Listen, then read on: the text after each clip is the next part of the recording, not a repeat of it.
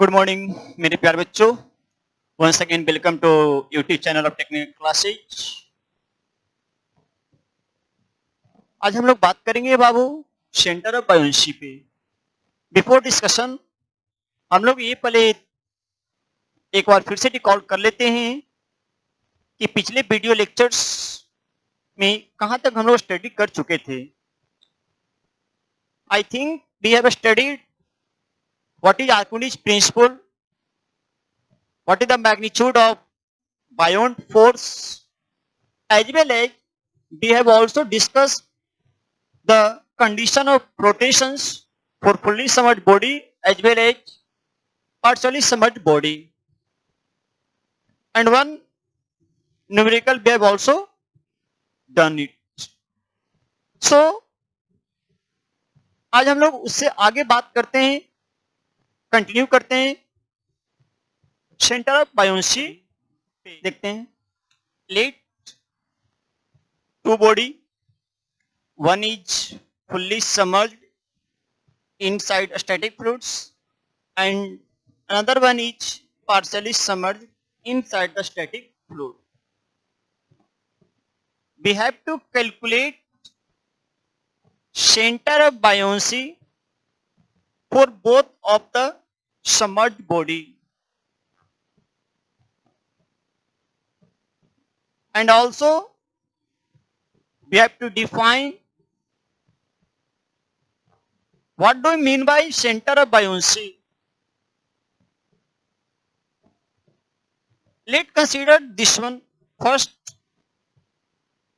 This body is fully submerged inside the static fluid. Then हम ये बोल सकते हैं कि how much fluid is displaced from this region and what is the shape of that displaced fluid. तो उस displaced fluid का shape क्या ये हो नहीं सकता है? यही तो शेप होगा डिस्प्लेस्ड फ्लूइड का।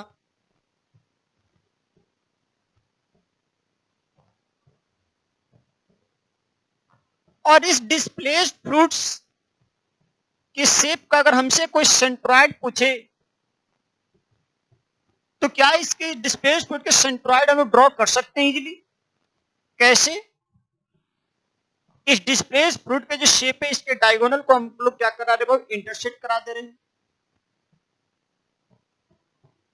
डायगोनल इंटरसेक्टेड, और जिस पॉइंट पे इंटरसेक्शन हो रहा है इस पॉइंट को हम लोग बोल सकते हैं कि इस पॉइंट पे डिस्प्लेस्ड फ्लूइड के सेंटर ग्रेविटी लाई कर रहा है, एंड इसको डिनोट हम कर रहे बाबू पी से। इट मीन्स क्या? Centre of buoyancy can be defined as it is the point at which CG of the displaced fluid exists.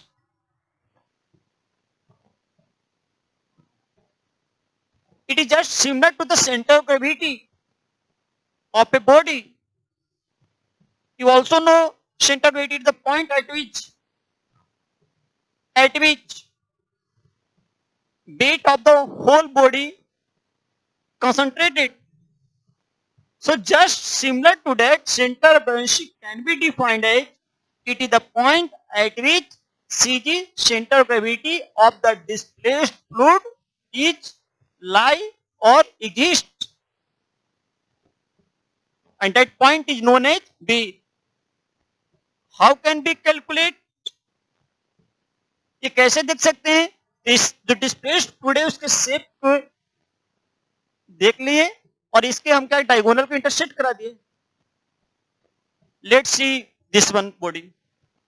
इस केस में solid body completely submerge out नहीं है inside the static fluid, partially one.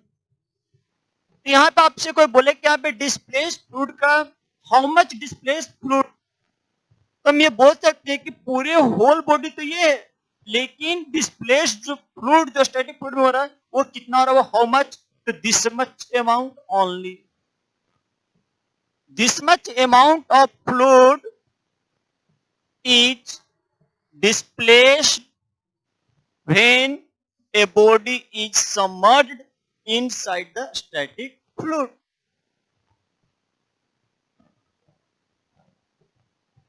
Then the shape of that displaced fluid will be this one. This one is the shape of the displaced fluid, and we have to calculate the CG of this shape or displaced fluid. Then similar to that we have to draw a diagonal, and so draw it.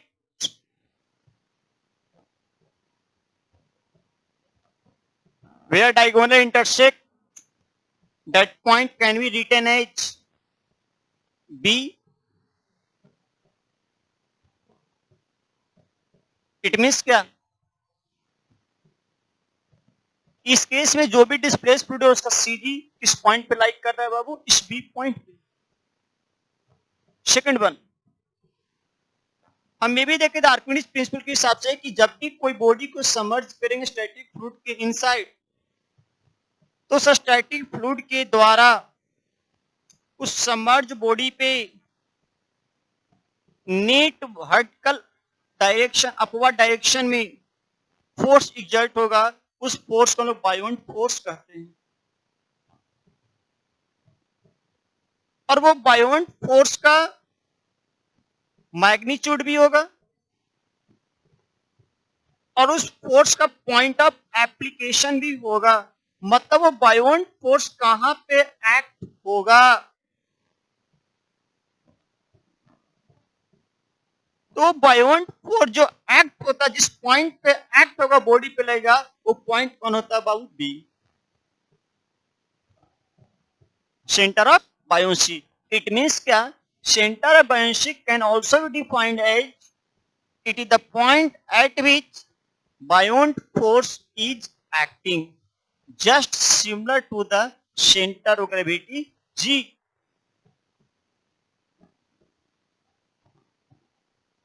What do mean by centre of gravity G, जहां पे whole lamina body का weight क्या करता है बाबू, लाई कर रहा है।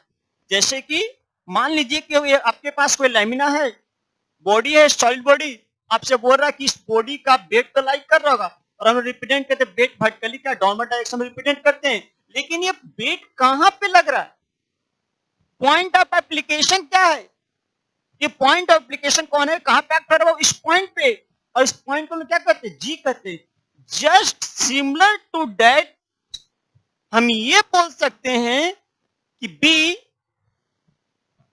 जी की तरह ही दिख रहा है, केवल बस ये जी पे वेट ऑफ द बॉडी और यहां पे बी पे बायोंट फोर्स एक्ट हो रहा है।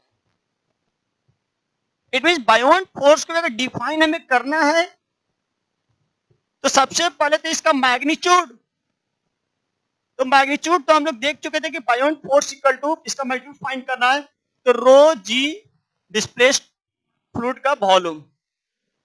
Next one is point of application, कहां पे एक्ट होगा,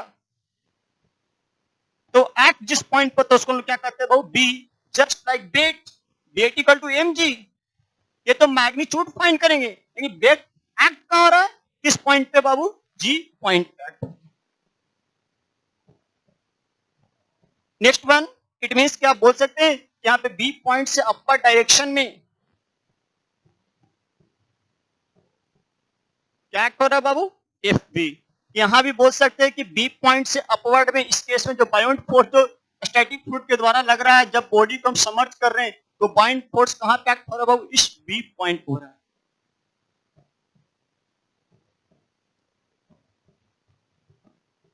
आई थिंक आप बी पॉइंट समझ चुके होंगे, वैसे आगे इसका और हम बात करेंगे। चलिए देखते हैं, डिफाइन कर लेते हैं। once again recall center of buoyancy, it is the point at which net buoyant force is acting, means F B, यहां से बोल सकते एफ बी इस पॉइंट पे एक्ट हो रहा है, और it is the point at which C G of the displaced fluid lies. जब ये बॉडी को समर्ज किए, यहाँ पे जितना भी फ्लूइड डिस्प्लेस हुआ तो उस डिस्प्लेस फ्लूइड का सीजी सेंटर ऑफ ग्रेविटी जिस पॉइंट पे लाई करते उस पॉइंट को क्या करते हैं बाबू, सेंटर ऑफ बायोन्सी।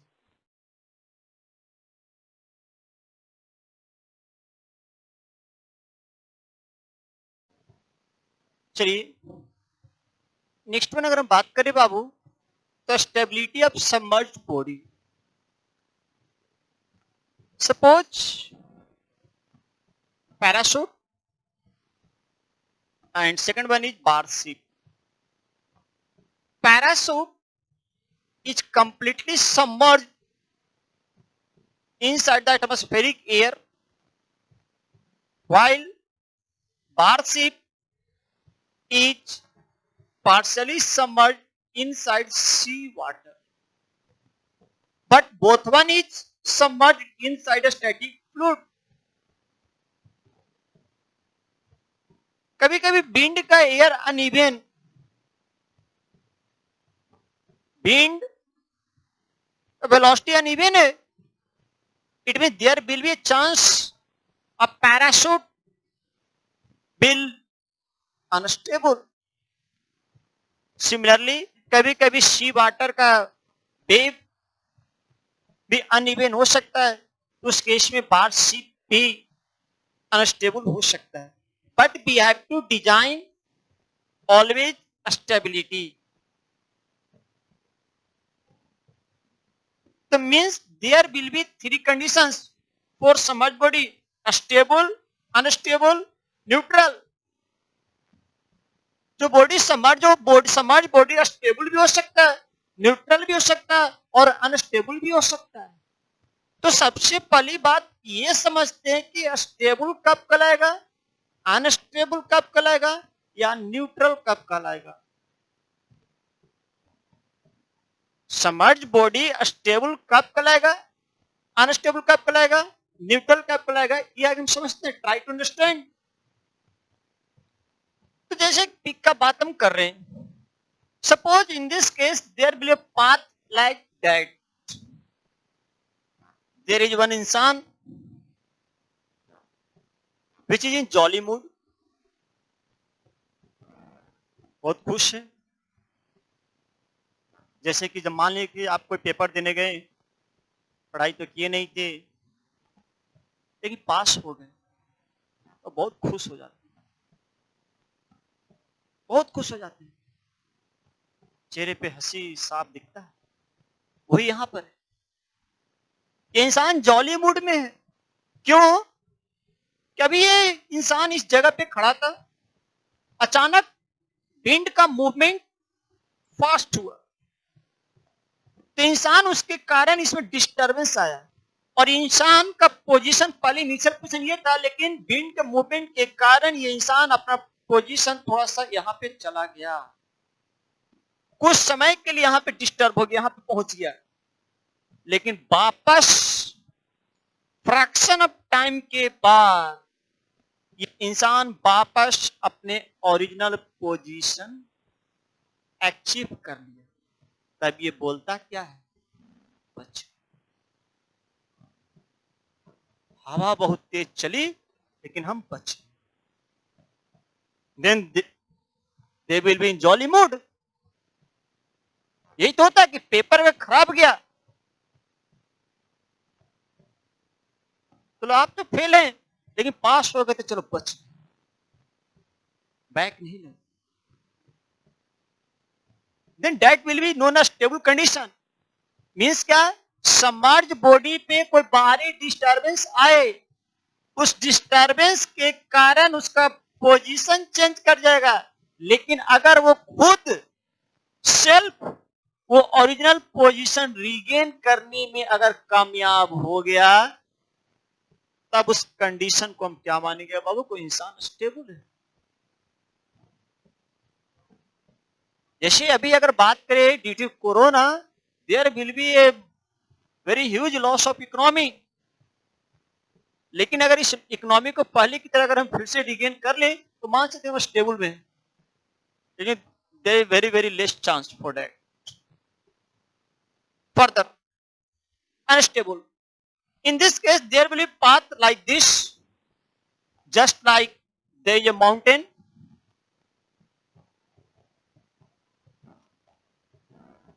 माउंटेन के टॉप पोजीशन पे गए हुए हम, नीचे खाई है, यहाँ पे इंसान एक बैठा हुआ है, खड़ा है। आजकल क्रेज बहुत अच्छे है सेल्फी लेने का, पहाड़ पे चले जाएंगे एकदम किनारे में जाकर इस तरीके से सेल्फी लेंगे, एकदम किनारे, सामने से हवा का झोंका चलाते हल्का डिस्टर्ब हुए। हल्का डिस्टर्ब होने का मतलब क्या कि इंसान अभी इस पोजीशन पे थे, इस जगह पे, लेकिन डिस्टर्ब इधर से मान लो कोई हवा तेज मूवमेंट हुआ तो ये इस डायरेक्शन में गई इधर, तो नीचे तो खाई है, तो क्या इंसान वापस फिर से उस ओरिजिनल पोजीशन पे आ पाएंगे? अभी जमीन पे थे और अब दूसरे दुनिया में चले जाए परमानेंट के लिए, तो क्या वापस आए? मतलब there will be no possibility to keep original position. तब इंसान को माना जाए कि इंसान क्या है? अनस्टेबल। इट मींस क्या है कि कोई भी सबमर्ज बॉडी अनस्टेबल कब होगा? अगर उसमें कोई स्मॉल डिस्टर्बेंस दिए और डिस्टर्बेंस के कारण उसका पोजीशन चेंज हो गया और कंटिन्यूअसली पोजीशन चेंज ही हो रहा है और वो ओरिजिनल पोजीशन कभी भी रिगेन नहीं करेगा, लेकिन और फर्दर डिस्टर्बेंस की डायरेक्शन में वो मूव करते जा रहा है, तो उस कंडीशन को हम क्या कहेंगे बाबू? Unstable. Next one is neutral. In case the path like this one. तीसरे तरीके का ये इंसान है जिसको मार्क्स 90% आते रहता है, ना तो हंसता है ना रोता है, एकदम चुपचाप। इट मीन्स का यही तो है, सबसे पहले इसको कुछ डिस्टर्बेंस आया, डिस्टर्बेंस अपना पोजीशन चेंज किया, मान लीजिए कि यहाँ पे इंसान अभी था, इसका पोजीशन चेंज होकर यहाँ चला गया डिस्टर्बेंस के कारण, लेकिन आफ्टर डिस्टर्बेंस ये वापस यहाँ पे नहीं भी आया इनिशियल और फर्दर आगे भी डिस्टर्ब नहीं हुआ। बात तो वही ना है, प्लेन सरफेस कि हम आगे गए लेकिन यहां से क्या लग रहा है कि वापस भी नहीं आ पाएंगे और आगे भी मूव नहीं कर पाएंगे, और यहाँ पे क्या कि थोड़ा डिस्टर्बेंस देंगे बाबू तो ऐसा पाथ है बाबू कि कंप्लीटली आगे की तरफ डिस्टर्ब होते जाएंगे, लेकिन इस केस में देखे तो यहाँ पे ले जाकर छोड़ दे तो साफ दिख रहा है कि पाथ में कि बॉडी वापस कहाँ जाएगा बाबू? ओरिजिनल पोजीशन पे। इस तरीके का महिला में झूला भी दिखता है बाबू कि अगर यहाँ पे ले जाकर आपको छोड़ दे तो वापस आप यहाँ पे pendulum to and fro motion, just like path हम समझाने की कोशिश कर रहे हैं स्टेबल, अनस्टेबल और न्यूट्रल क्या है। Once again recall it, stable में अगर बॉडी पे डिस्टर्बेंस डाले पोजीशन चेंज होगा, लेकिन वापस ओरिजिनल पोजीशन अचीव कर लिया तो स्टेबल कंडीशन। अगर बॉडी पे डिस्टर्बेंस आया, डिस्टर्ब हुआ लेकिन ओरिजिनल पोजीशन रिगेन नहीं करे और further in the direction disturbance को मूव करते जाए, मतलब वो अनस्टेबल कराएगा। न्यूट्रल, जब डिस्टर्बेंस डाले तो डिस्टर्ब तो हुआ लेकिन कंटिन्यूअस डिस्टर्ब नहीं हुआ और वो ओरिजिनल पोजीशन रिगेन ना करे, इसको हम क्या कहेंगे? वो neutral position.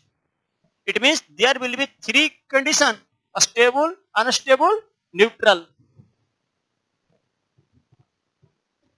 It is stable.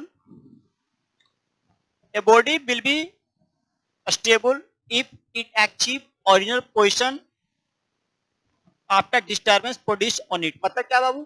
हम इस बॉडी को डिस्टर्ब करके यहाँ लेकर गए लेकिन वापस कहाँ गया बाबू? इस जगह पे, तो स्टेबल है। A body will be unstable if it do not achieve original position and move in the direction disturbance further।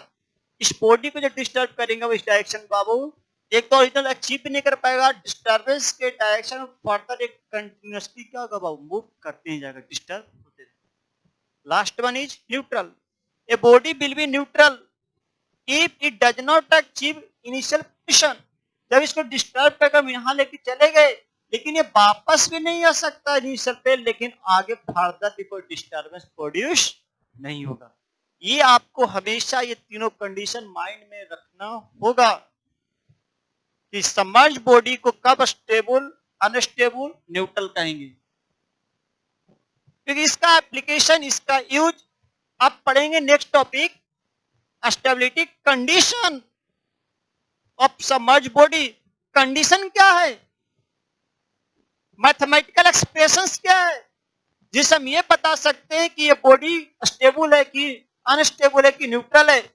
अब वो दोनों के सबमर्ज बॉडी में दोनों फुल्ली सबमर्ज और पार्शियली सबमर्ज। फुल्ली सबमर्ज के एग्जांपल का बात करें तो पैराशूट, कि पैराशूट कब स्टेबल होगा, अनस्टेबल होगा, न्यूट्रल होगा।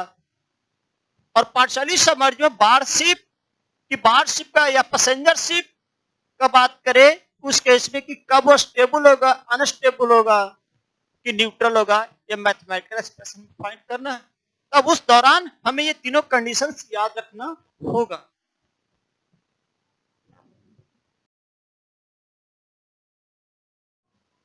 चलिए अब आगे बात करते हैं next topic, effect of disturbance of submerged body. Effect of disturbance of submerged body, ये क्या इफेक्ट हो सकता है जब कोई सबमर्ज्ड बॉडी उसको डिस्टर्ब करे तो। डिस्टर्ब बोलने का मतलब क्या बाबू, कि सपोज कि ये बॉडी फुल्ली सबमर्ज है स्टैटिक फ्लूइड के इनसाइड, और ये बॉडी पार्शियली सबमर्ज है स्टैटिक फ्लूइड के इनसाइड। और अगर अभी ये केस और ये केस देखें तो बॉडी जो है बाबू कंप्लीटली वर्टिकल में है, और बॉडी का एक्सिस अभी क्या वो वर्टिकल, इसलिए वर्टिकल एक्सिस ऑफ बॉडी का बात कर सकते हैं। और यहाँ भी अभी भी एक्सिस ऑफ बॉडी जो है बाबू किस पोजीशन में, बाबू वर्टिकल पोजीशन में। सपोज कि ये वर्टिकल एक्सिस को हम 2 से 3 डिग्री, 2 to 3 डिग्री इस कंप्लीट बॉडी को ऑसिलेट करवाए इस एक्सिस के अबाउट, इस वर्टिकल एक्सिस के अबाउट इस बॉडी को हम 2 से 3 डिग्री क्लॉकवाइज में क्या किए बाबू, ऑसिलेट करवाए। तो आफ्टर ऑसिलेशन ये बॉडी अभी जो वर्टिकल में था, अब ये किस डायरेक्शन में हो जाएगा बाबू, ये पोजीशन बदल जाएगा कि अब कंप्लीटली वर्टिकल में ना होकर अब ये क्या हो जाएगा बाबू, इंक्लाइन हो जाएगा। यहां भी बात करें तो इस केस में भी फ्लोटिंग बॉडीज में भी हम क्या बोल रहे बाबू, 2 से 3 डिग्री ऑसिलेशंस दे रहे हैं। जब ऑसिलेशंस देंगे क्लॉकवाइज डायरेक्शन में तभी बॉडी का पोजीशन बदल जाएगा, और ये पोजीशन अभी यहाँ पे बोल सकते कि ये पोजीशन आ गया, इस पोजीशन में बोल सकते कि यहाँ पे एक्सिस टिल्ट हो गया।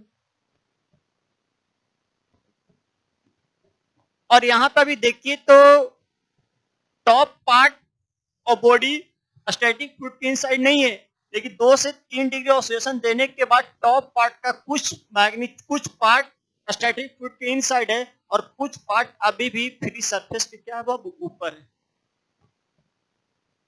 तो अब ये डिस्टर्बेंस तो हम दे दिए, डिस्टर्बेंस क्या दिए कि पहले बॉडी वर्टिकल पोजीशन में रहना चाहता, हम उसको 2 से 3 डिग्री स्मॉल ऑसिलेशंस दिए, मतलब बॉडी को डिस्टर्ब किए। तो ये डिस्टर्ब करने से ये जो बॉडी जो सबमर्ज था स्टैटिक फ्लूइड में, तो इसका इफेक्ट क्या आएगा, काउच क्या होने वाला है, ये हमें फाइंड करना है। इट मीन्स क्या, अगर पहले इस केस का बात करें फुल्ली सबमर्ज का, तो सबसे पहले ये बताइए बाबू कि इस जब ये बॉडी को कंप्लीटली स्टैटिक फ्लूइड में सबमर्ज किए, तो यहाँ पे जो फ्लूइड जो डिस्प्लेस हुआ तो उसका सेंटर में पता करना है, मतलब सीजी पता करना है। तो अभी हम देखिए क्या कि इसमें अगर बात करें बाबू तो यहाँ पे बोल सकते हैं क्या कि डायगोनली को हम लोग क्या करते हैं बाबू, इंटरसेक्ट कराते हैं बाबू, डायगोनल इंटरसेक्ट। और ये जिस पॉइंट को हम लोग क्या बोलते हैं बाबू, बी पॉइंट, बी पॉइंट। और अब ये बॉडी को हम 2 से 3 डिग्री ऑसिलेट करवाए हैं क्लॉकवाइज डायरेक्शन में। तो आफ्टर ऑसिलेशंस अब ये बॉडी टिल्ट हो जाएगा और ये नया पोजीशन ये एक्वायर कर लेगा। तब इस केस में भी फ्लूइड तो डिस्प्लेस्ड हुआ होगा बाबू, तो उस डिस्प्लेस्ड फ्लूइड का शेप क्या होगा बाबू, यही तो होगा। तब इस डिस्प्लेस्ड फ्लूइड का हमें क्या पता करना है बाबू, सीजी। तो डिस्प्लेस्ड फ्लूइड का जो शेप है उसको डायगोनल को हम क्या कर देंगे, वो इंटरसेक्ट। जब इंटरसेक्ट करवाएंगे इट मींस क्या कि यहां भी डायगोनली इंटरसेक्ट तो होगा। और जहां डायगोनल इंटरसेक्ट करता है उस पॉइंट को हम लोग क्या बोलते हैं बाबू, बी बोलते हैं। चलिए सेकंड वन में देखते हैं क्या हो रहा है। That is partially submerged. यहां पे body completely static fluid inside नहीं है। यहां पर अगर बोले कि डिस्प्लेस्ड फ्लूइड कितना, हाउ मच हो रहा है बाबू, तो this much only fluid is displaced. तो इस डिस्प्लेस्ड फ्लूइड का हमें क्या पता करना है बाबू, सीजी। तो वही सेम क्या क्या हमें डायगोनल को क्या करना होगा, इंटरसेक्ट। हम डायगोनल को क्या किया बाबू, इंटरसेक्ट। और जहां पे इंटरसेक्शन हुआ उस पॉइंट को हम लोग क्या बोलेंगे बाबू, बी। अब इस बॉडी को हम 2 से 3 डिग्री ऑसिलेशंस दिए, डिस्टर्ब किए, तो न्यू पोजीशन ये बॉडी का ये हो गया। अब इस केस में बोले कि डिस्प्लेस्ड फ्लूइड कितना हो रहा है, उस डिस्प्लेस्ड फ्लूइड का शेप क्या है। इस केस में हम अगर डिस्प्लेस्ड फ्लूइड का शेप अगर ड्रॉ करें तो क्या जाके ये हो सकता है कि नहीं हो सकता है बाबू, यही तो होगा।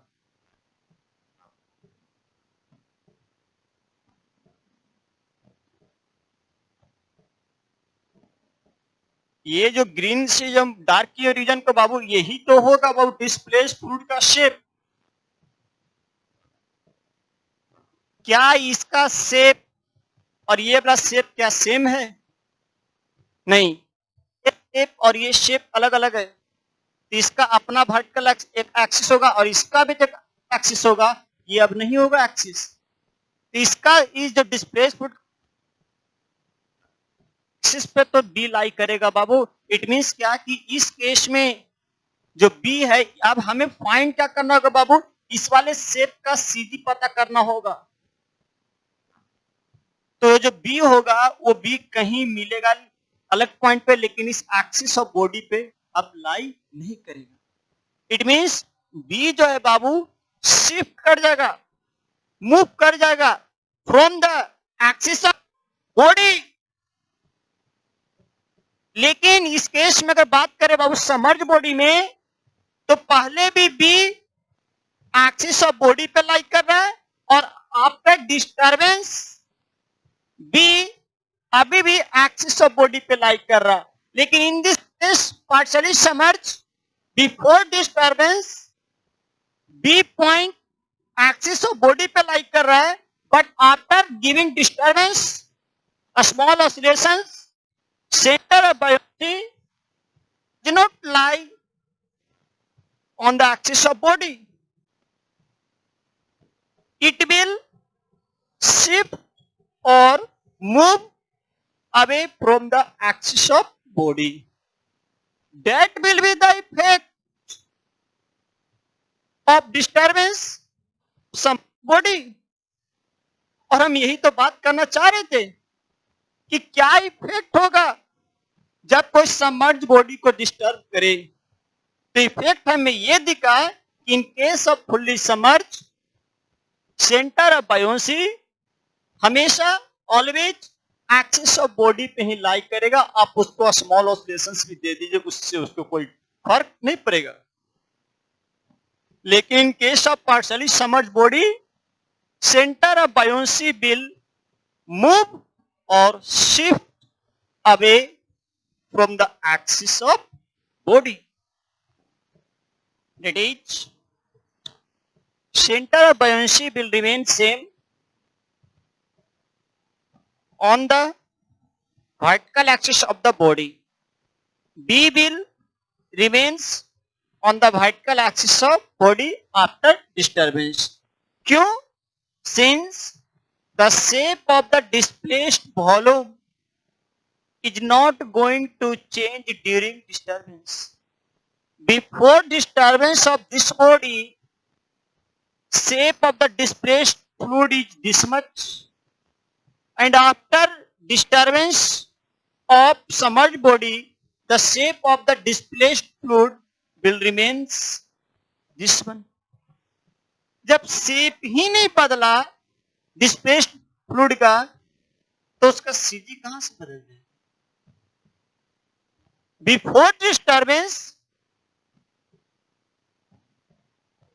बी जिस एक्सिस पे लाई कर रहा था, आफ्टर डिस्टर्बेंस बी अभी भी उसी एक्सिस पे लाई करेगा.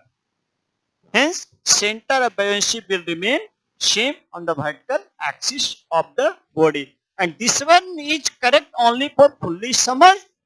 But in case of partially submerged, center of buoyancy will shift or move away from the vertical axis of the body.